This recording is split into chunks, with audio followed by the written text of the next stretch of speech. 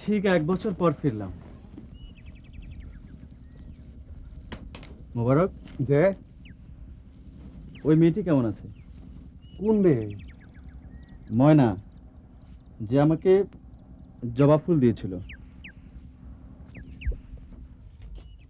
সে এক জব্বর ইতিহাস। ময়না খেলা দেখাইছে। খেলা দেখাইছে মানে?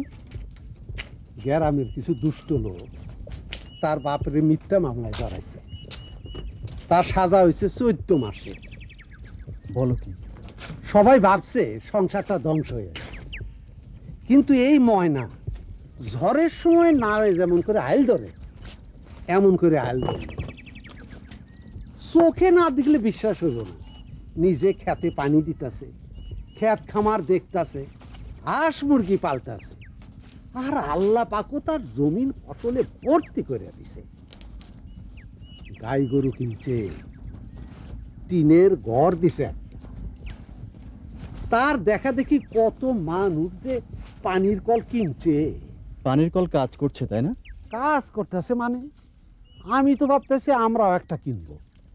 আমরার অনেক ছড়ানো ছিটানো জমি আছে। কলের মেশিন দিয়ে এই জমিতে পানি দেওয়া যায় না। কলের মেশিনের মেলা দাম, মেরামতিও ঝামেলা। আমরা ডেকি কলই ভালা। এসব কথা পরে শুনবো, মেয়েটার কথা বলো। বললাম না, খুবই আশ্চর্য মেয়ে, আর আপনারে খুব ভালো পায়। আমাকে ভালো পায় তার মানে কি? কিছুদিন পর পর এই বাড়িতে এসে উপস্থিত হয়, আমার জিজ্ঞায় আপনি কেমন আছেন, আবার কবে আসবেন। আপনার মায়ের ইন্তেকালের কথা বলেছি, সে খুবই কষ্ট পাইছে।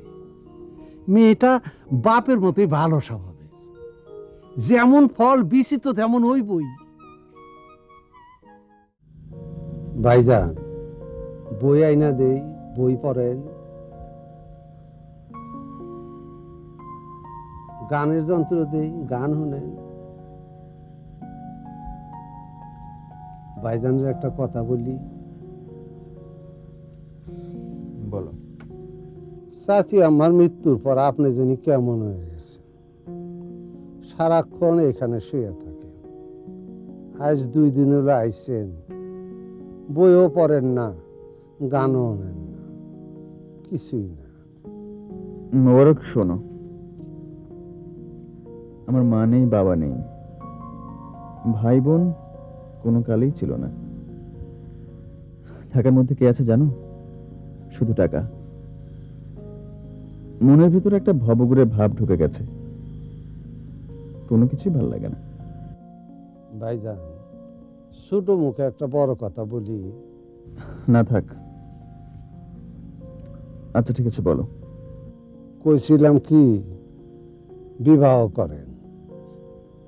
ভালো একটা মাইয়া, যার অন্তরে ভালোবাসা আছে। শুধু অন্তরে ভালোবাসা থাকলে চলবে না, ঝড়ের মধ্যে নৌকার হাল ধরার ক্ষমতাও থাকতে হবে। আমি হচ্ছে ঝড়ের নৌকা।